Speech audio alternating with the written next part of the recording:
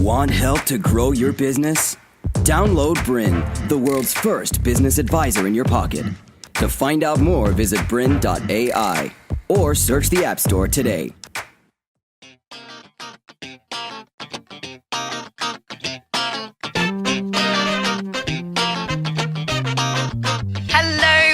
Welcome to this episode of Course Creators. I'm your host, Sarah Cordiner.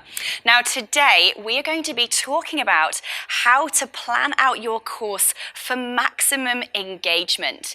This is about making sure that your learners enjoy the experience of consuming your content. So far in other episodes of Course Creators, we've talked about the major stages you need to go through in your course creation process. We've dug in deep about ensuring your course has market demand. We've talked about how to find your content and bring it all together, and how to start structuring that into the form of an online course. We've also talked about what stuff to take out of your online course plans so that it doesn't bore your students, doesn't overwhelm them, doesn't overwhelm you, and make sure that your course is only delivering exactly what they want and need so they come out from your course as raving fans. Now, there are a few things we want to do to make sure that our course is actually engaging. Delivering a great course is more than just content. It's about delivering an experience to our users. It's about making sure they're actually enjoying the process of going through our content and wanting the next bit and wanting the next bit, because the transformational journey that you're taking them on is something that's fun, enjoyable, and memorable. Nobody likes to be bored to tears. So we're going to take you through some steps in this particular episode that you can use as checks as to whether the content you've now pulled together is enough.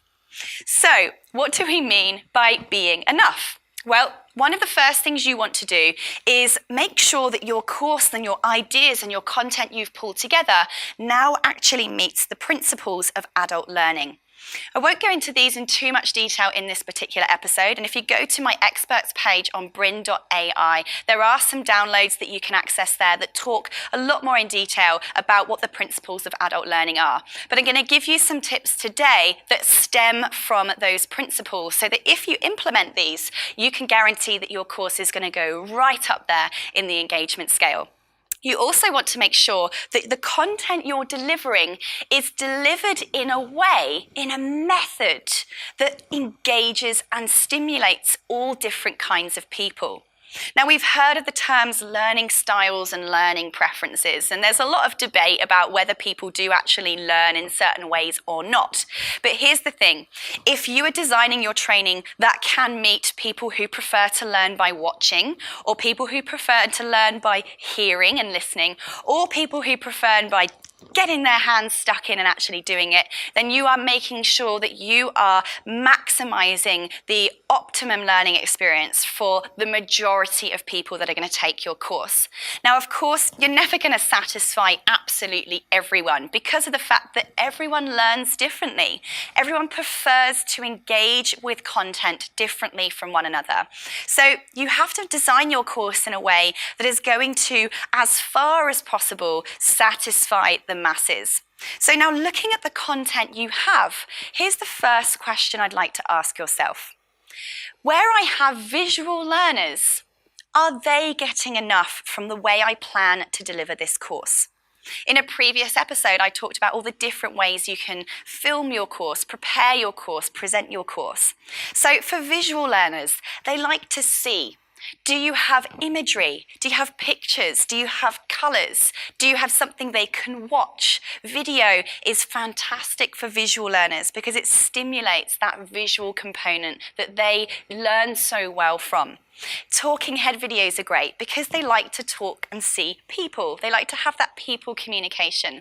When you have explainer slides, are there images, diagrams, maps, and visual presentations of what you're talking about? If you're giving a talk or a discussion, can you find a way of diagramming that? Can you find a way of presenting it in a table so that those visual learners can see it really, really clearly? The second thing I want you to ask yourself here is, are my audio learners going to be satisfied from this? These are the people that learn best by listening. So, of course, you can hear me now as I'm talking to you. So the auditory learners are going to be satisfied by this particular method. They can turn off the screen if they want. They can download this as an audio, and they could listen to this sound if this was your course. If this is the way you were delivering your program, they could download it as an audio perhaps. Can you provide MP3 audios as part of your course so that they can listen to the content? If you just had visuals or you just had reading types of content in your course, your auditory learners are going to be very much left out of the process, and they will not have a great or the best learning experience. So the third one I want you to ask is, do you have elements in your training program that allow your students to do things, to get stuck in, to get their hands dirty, to give it a go, to try, to make something? This is the kinesthetic learner, the learner that likes to do. They're like, shut up talking and just give me something to do. Let me have a go.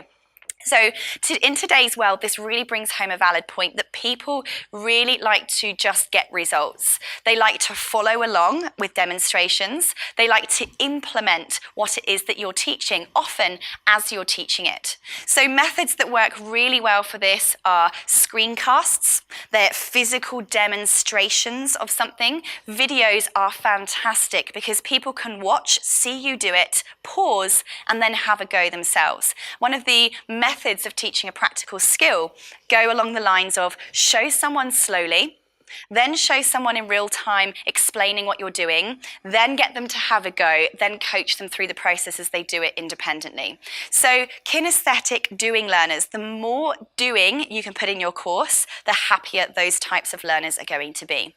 So look at the content you've now built. Have a look at everything you've put in your course, all the things you wish to deliver. Look at your learning outcomes and ask yourself, are the methods that I'm using to put this information across really the best way of enabling these people to acquire these skills, to acquire this knowledge, to practice this particular activity? And this is now going to help you to decide what the best delivery methods are actually going to be, so that your course is not only results focused and gives them what it's promised, but also does that in a way that's fun and does that in a way that keeps them on the edge of their seats, that keeps them engaged as they're going through the program. We also want to deliver information fast, as quickly as possible. Now, one of the highest sort of converting ways of getting people into your programs and getting them engaging straight away with your programs and consuming your content faster, we've talked in other episodes about how important completion rates are. People are only going to complete your course if they're constantly getting something from it. So to start your course by giving them something to do, or giving them something to do as quickly as possible, is really going to help with the engagement of your training program.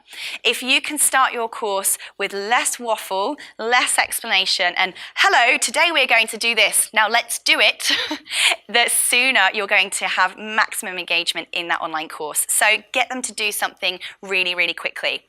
The final part here is also we want to get the challenge versus the wins balance happening as quickly as possible. The course does need to be a little bit of a challenge, otherwise why would they be taking it?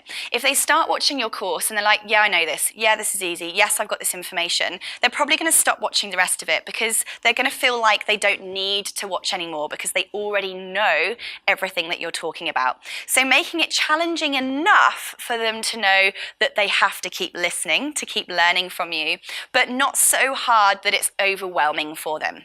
We're going to talk more about that shortly.